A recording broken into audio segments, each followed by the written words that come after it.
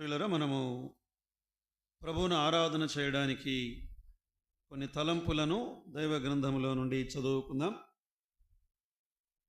మత్తయి సువార్త 11వ అధ్యాయం 4-5 వచనాలను మనం చదువుకుందామండి. మత్తయి సువార్త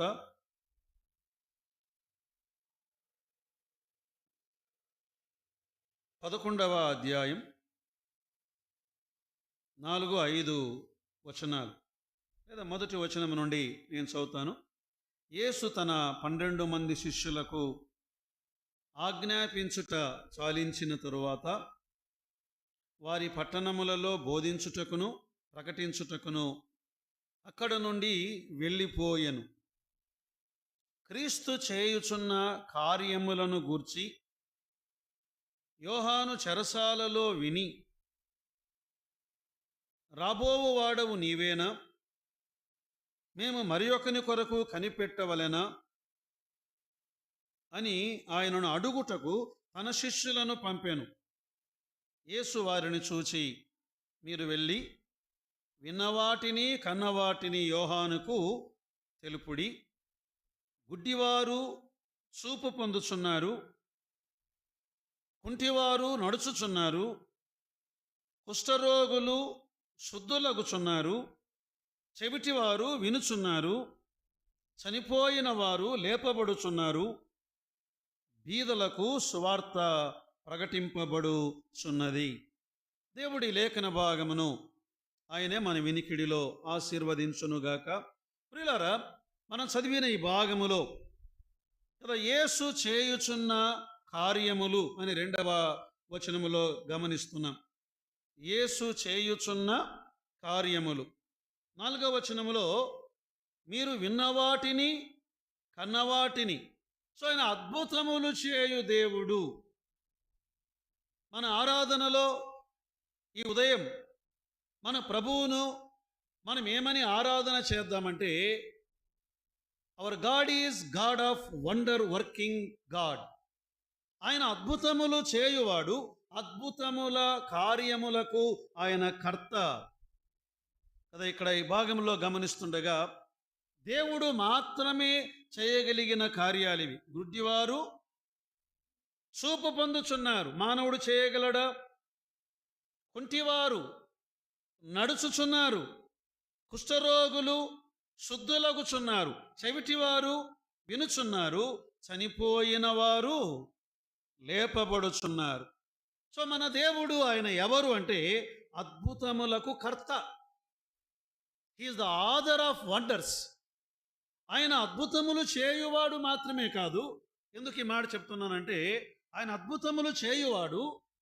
కొన్నిసార్లు దేవుని ప్రజల ద్వారా కూడా ఆయన అద్భుతములు చేయిస్తాడు. కానీ అద్భుతములకు కర్త ఆయన. He is the author. He is the author of wonders. So ప్రియులారా, ఈ తలంపును మన మనసులో ఉంచుకొని ఒక 4 సంగతులను ఆలోచన చేద్దాం. మొదటిది, నెంబర్ 1, దేవుడు అద్భుతముల కర్త, అద్భుతముల కార్యకర్త.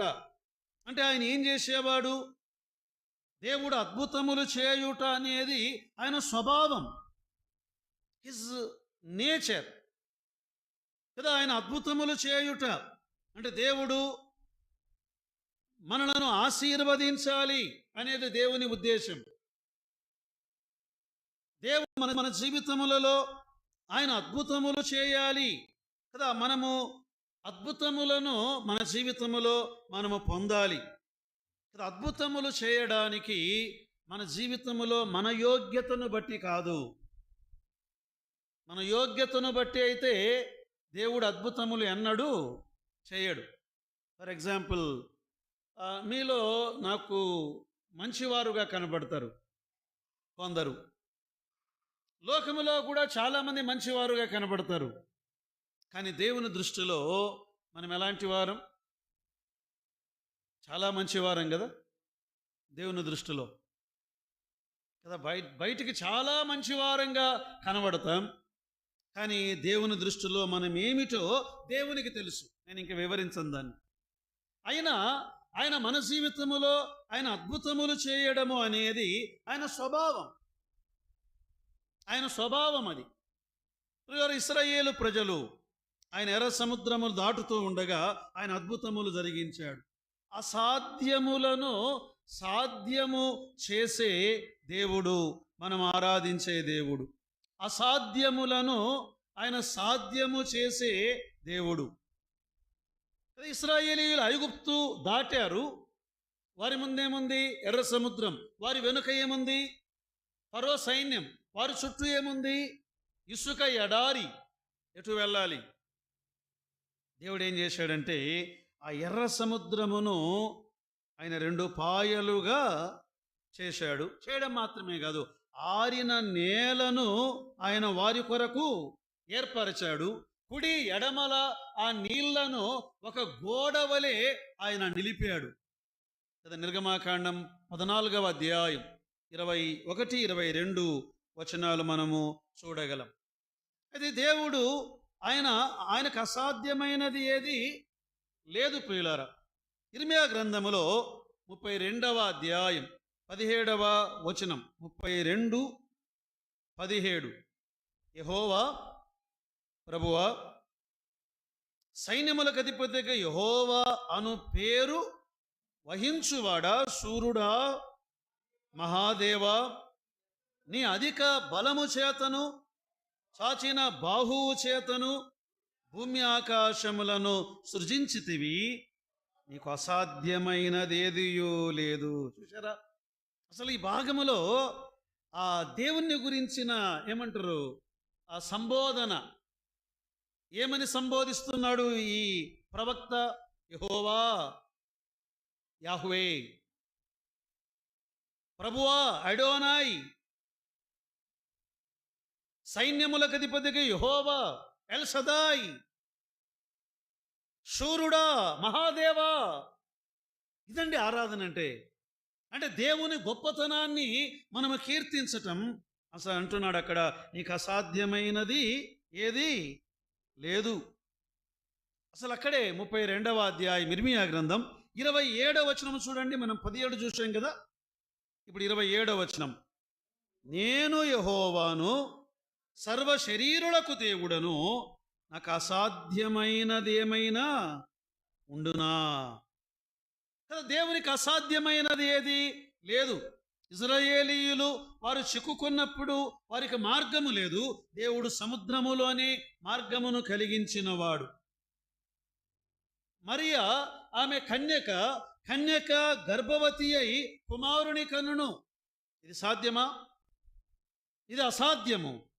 కానీ ఆయనకు అసాధ్యమైనదేది లేదు. యేసుక్రీస్తు ప్రభువారు ఆయన భూలోకములో ఉండగా ఎన్నో గొప్ప కార్యాలను ఆయన జరిగించాడు. పాత నిబంధనలో ఆయన జరిగించిన అద్భుతాలు ఎన్నో. ఎర్ర సముద్రాన్ని చీల్చడం మాత్రమే కాదు, ఆకాశము నుండి ఆయన మన్నాను కురిపించాడు. ఆయన బండలో నుండి నీళ్లను ప్రవహింపజేశాడు. దాన్ని మీకు వివరించాలనుకుంటున్నాను నేను. ఈ నీటి ప్రవాహము అంటే మోషే ఒక బండని ఇలా కొట్టాడు. కొడితే నీళ్ళు వచ్చాయి. అదోని జనాభా ఎంత మీకు తెలిసినది చెప్పండి? 3 లక్షలు. రమారమి 3 లక్షలు.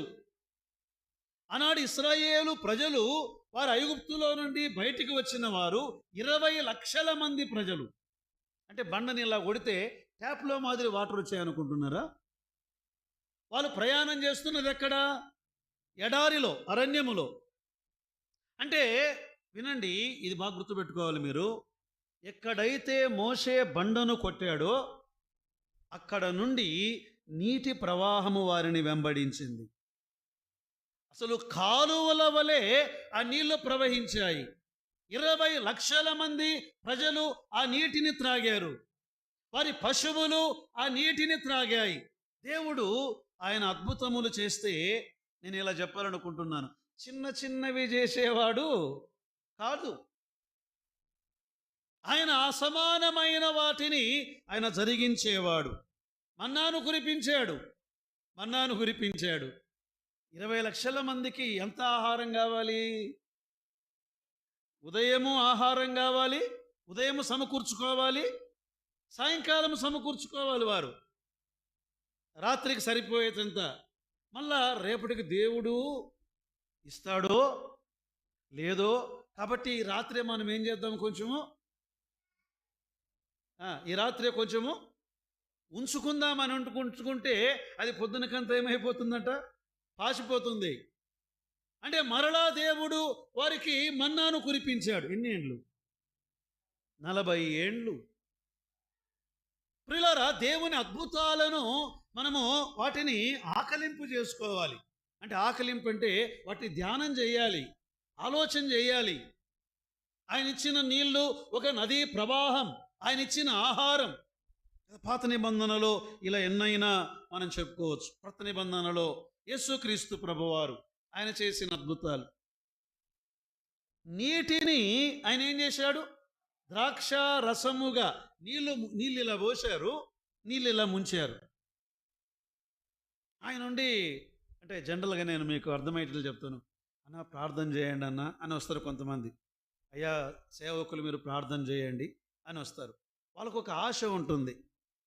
ఎందుకంటే చాలా కాలంగా కొంతమంది సేవకులు దాన్ని అలా నేర్పించారు.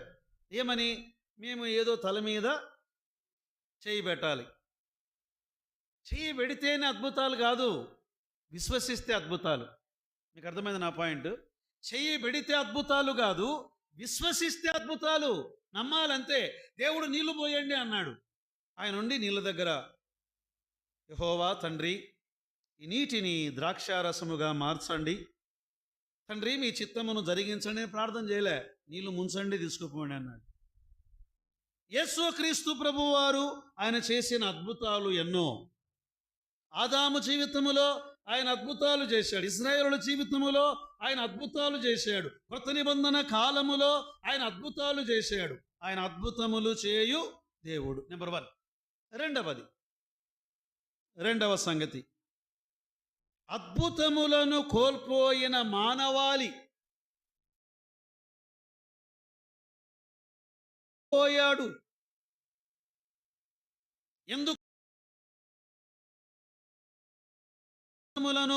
ఎందుకు కోల్పోయాడు?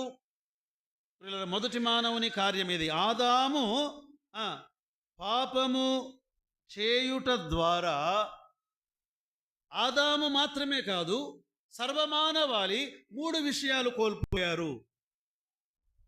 ఆదాము మాత్రమే కాదు, సర్వమానవాళి 3 విషయాలు కోల్పోయారు. 1, దేవునితో సంబంధాన్ని కోల్పోయారు.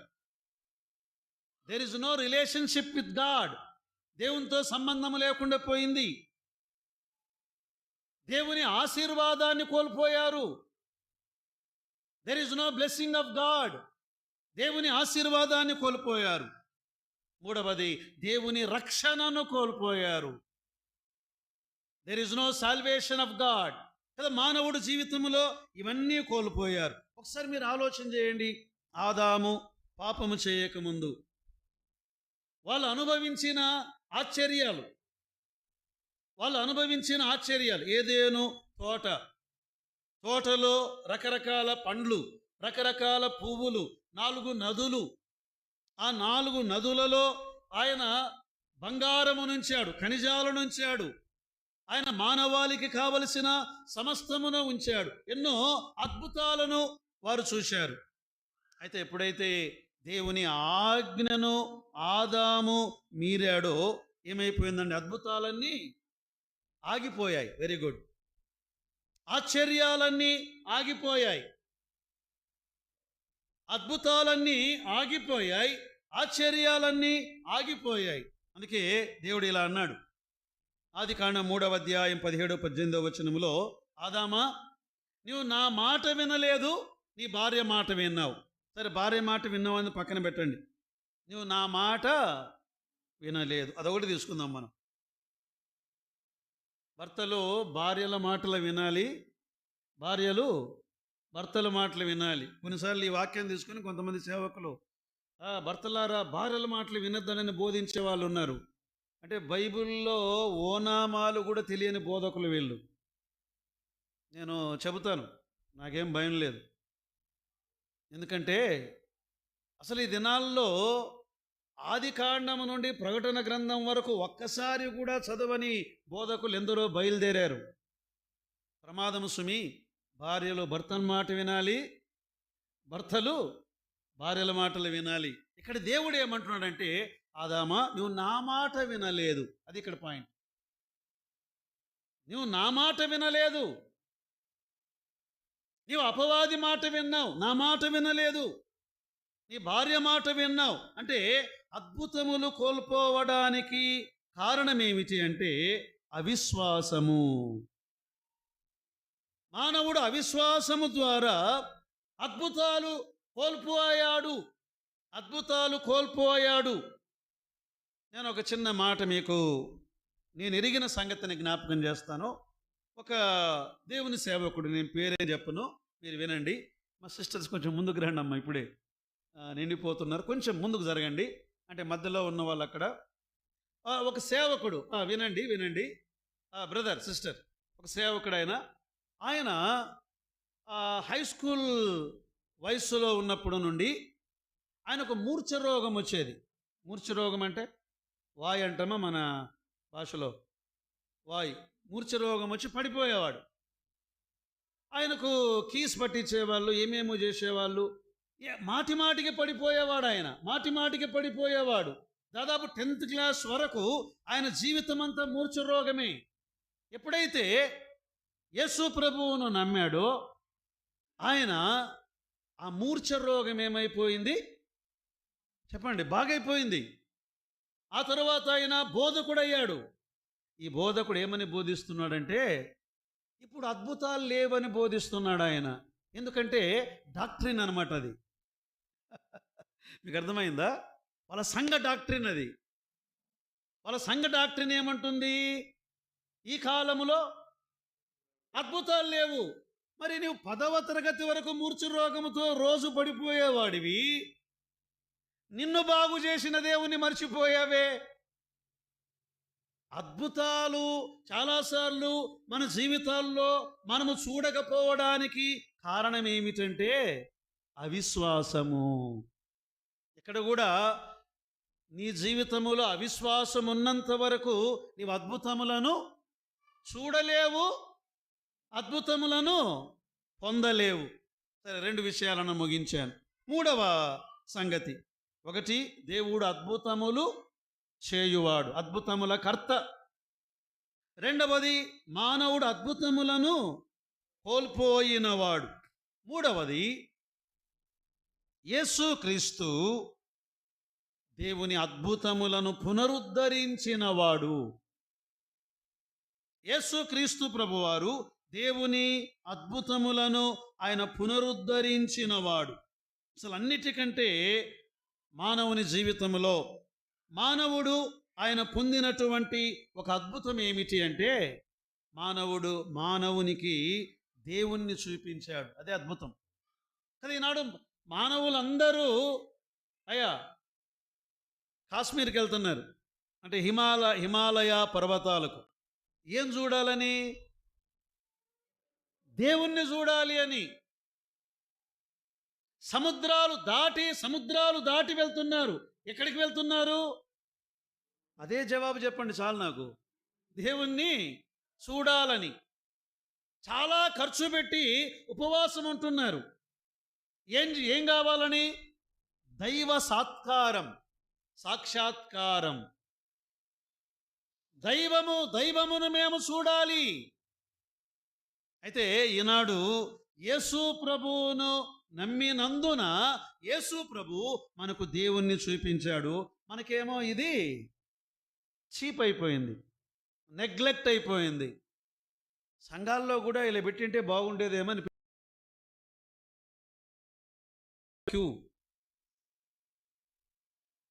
నిద్ర మేలుకొని రాత్రంతా క్యూలో నిలబడాలా.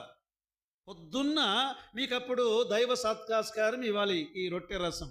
అప్పుడు బాగుండేది మీకు కదా. అక్క తలూపుతుంది, నిజమే. మరి ఎందుకు మరి నిర్లక్ష్యం మనకు కదా. వాళ్ళేమో రాత్రల్లా ప్రయాణాలు చేసి కింద మీద పడి ట్రైన్లో సీట్లు దొరక్క బాత్రూముల దగ్గర కూర్చొని ఎక్కడెక్కడో ప్రయాణం చేసి గంటల తరబడి నిలబడి ఒక్క సెకండ్ కూడా అక్కడ ఉండనివ్వరు, దొబ్బేస్తారు ఇట్లా. దేవుణ్ణి చూశాం. ప్రియులారా, యేసు ప్రభు దేవుణ్ణి చూపించాడు మనకు. కానీ దేవుణ్ణి చూడలేని గుడ్డివాడివి నీవు, దేవుణ్ణి చూడలేని గుడ్డి భక్తులం మనం. ఎంత నిర్లక్ష్యం, ఎంత నష్టం నీ జీవితంలో ఎప్పుడైనా ఆలోచించావా? యేసుక్రీస్తు ప్రభువారు దైవమును చూపించాడు మనకు. అద్భుతములకు మించిన అద్భుతం ఇది. యోహాను సువార్త 14:9 ఏమన్నాడు ఆయన? నన్ను చూచినవాడు తండ్రిని చూచి ఉన్నాడు. ప్రియులారా, అన్నిటికి మించి యేసుక్రీస్తు ప్రభువారు ఆయన శిలువ ద్వారా మనకు మన జీవితాల్లో అద్భుతములను ఆయన జరిగించాడు. ఆయన శిలువ మరణము ద్వారా అద్భుతములను జరిగించాడు. ఆయన శిలువ మరణము ద్వారా అద్భుతములు. చూడండి, గలతీలకు రాసిన పత్రిక 3వ అధ్యాయం 13-14 వచనాలు మనం చదువుకుందాం. ఆత్మను గూర్చిన వాగ్దానము విశ్వాసము వలన మనకు లభించున్నట్లు అబ్రహాము పొందిన ఆశీర్వచనము క్రీస్తు యేసు ద్వారా అన్యజనులమైన మనకు కలుగుటకై క్రీస్తు మన కొరకు శాపమై. ప్రియులారా, యేసు క్రీస్తు ప్రభువారు శిలువలో మన శాపాన్ని ఆయన తీసుకున్నాడు. మనకేమిచ్చాడు ఆయన? ఆశీర్వాదం, ఆశ్చర్యం, అద్భుతములను ఆయన మనకు అనుగ్రహించాడు. ఆయన అద్భుతములు చేయువాడు. ఆయన అద్భుతములను మన జీవితములో ఆయన జరిగించినవాడు. ప్రియులారా, శిలువలో మనకేం జరిగిందంటే అన్నిటికంటే గొప్ప అద్భుతం స్వస్థత అనే అద్భుతాన్ని మనకిచ్చాడు. జాగ్రత్తగా వినండి, ఇది మనందరికీ దేవుడు స్వస్థత అనే అద్భుతమును ఆయన ఇచ్చాడు. సరే, 2 వచనాలు మీకు చదివి వినిపిస్తాను. యెషయా గ్రంథం 53వ అధ్యాయం 5వ వచనం. యెషయా గ్రంథం 53:5 ఏమనుంది అక్కడ? మన అతిక్రమ క్రియలను బట్టి అతడు గాయపరచబడెను, మన దోషములను బట్టి నలుగగొట్టబడెను, మన సమాధానార్థమైన శిక్ష అతని మీద పడెను, అతడు పొందిన దెబ్బల చేత మనకు స్వస్థత కలుగుచున్నది. పాత నిబంధనలో ఏ టెన్స్లో రాయబడి ఉంది? అది కలుగుచున్నది.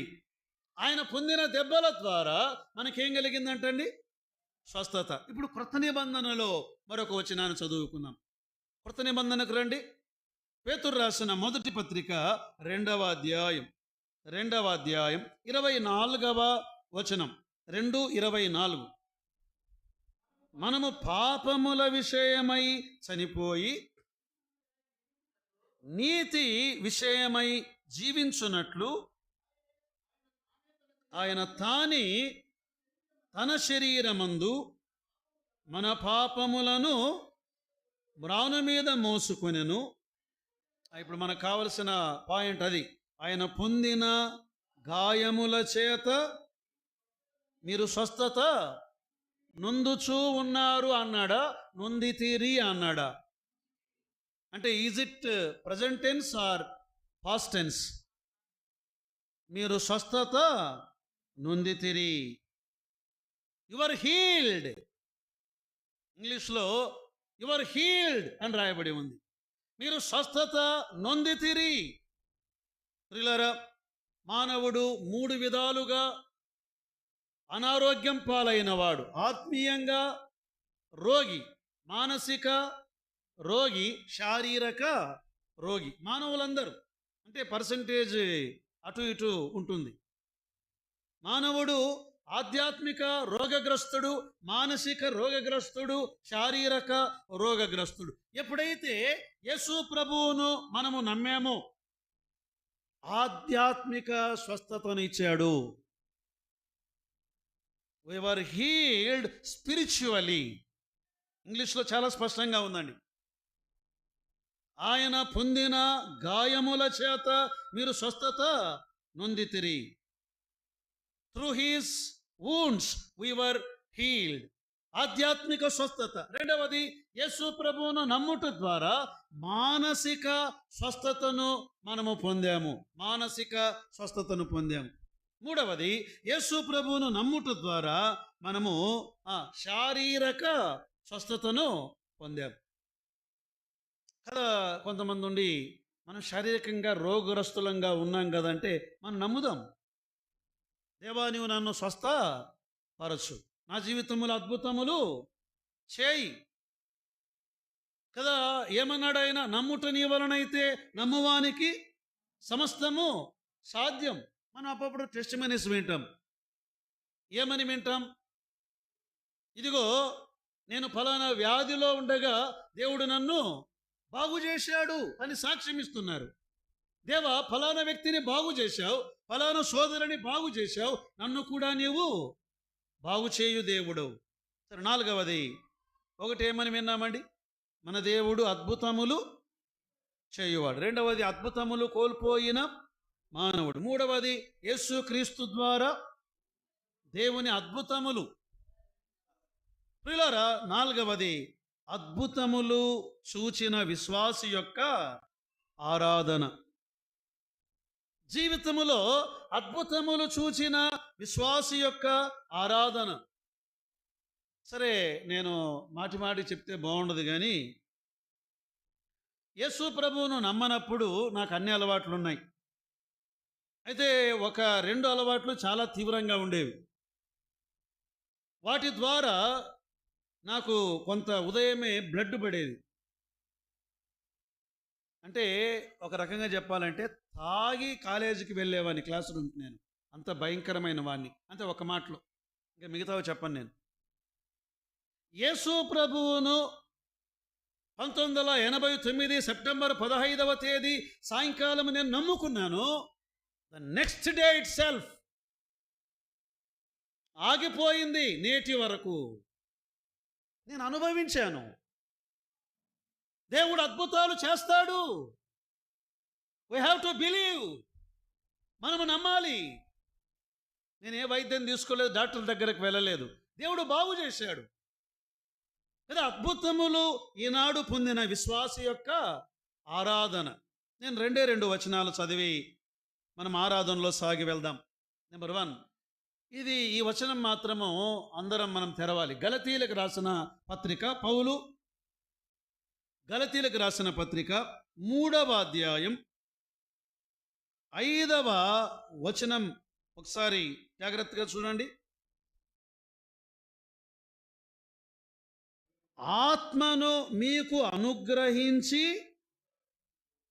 మీలో అద్భుతములు చేయించువాడు. ఆగండి. అంటే ఇప్పుడు మనలో అద్భుతాలు జరిగే విషయాలు ఉన్నాయా? ఉందా? వాక్యములో ఉందా లేదా? నేను చూపించి మాట్లాడుతున్నా. మీ ఆత్మను మీకు అనుగ్రహించి, అంటే ఈనాడు యేసు ప్రభువు నమ్మిన నీలోకి ఎవరు వచ్చారు? అమ్మా, ఎవరు వచ్చారు? పరిశుద్ధాత్మ దేవుడు వచ్చాడు. పరిశుద్ధాత్మ దేవుడు వచ్చి ఏం చేస్తున్నాడు ఆయన? తర్వాత వచనం, మీలో అద్భుతములు చేయించువాడు. మీలో అద్భుతములు చేయించువాడు. ఈ ఉదయకాలపు వేళ ప్రియులారా, మనలో అద్భుతములను చేయించువాడు.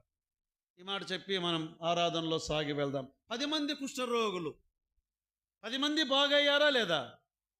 10 మంది బాగయ్యారు. అయితే ఒక్కడు ఏం చేశాడు? తనకు స్వస్థత కలుగుట చూచి గొప్ప శబ్దముతో దేవుని మహిమపరచుచు తిరిగి వచ్చి ఆయనకు కృతజ్ఞతాస్తుతులు చెల్లించాడు. ఉదయకాలం యేసు ప్రభువును నమ్మాం. యేసు ప్రభువును నమ్మిన మనలను ఆయన బాగు చేశాడా, బాగు చేయలేదా? అది నాకు కావాల్సిన పాయింట్. బాగు చేశాడన్న వాళ్ళు ఆరాధన చేయండి, బాగు చేయలేదన్న వాళ్ళు మౌనంగా ఉండండి. యేసు ప్రభువును నమ్మిన నీ జీవితములో, నా జీవితములో మన జీవితం మార్చాడా లేదా? బాగు చేశాడా లేదా? ఇప్పుడు మనం ఏం చేయాలి? ఆరాధన చేయాలి. దేవా, నా జీవితంలో నీవు అద్భుతాలు చేశావు. ఇదిగో నీవు చేసిన అద్భుతములకు నేను కృతజ్ఞతాస్తుతులు చెల్లించుచున్నానని ఆయనను ఆరాధించుటకు పరిశుద్ధాత్మ దేవుడు మనకు సహాయము చేయునుగాక. ఆమేన్. తలలు వంచండి. ప్రభువును ఆరాధించుట్లో మనము సాగి వెళ్దాం.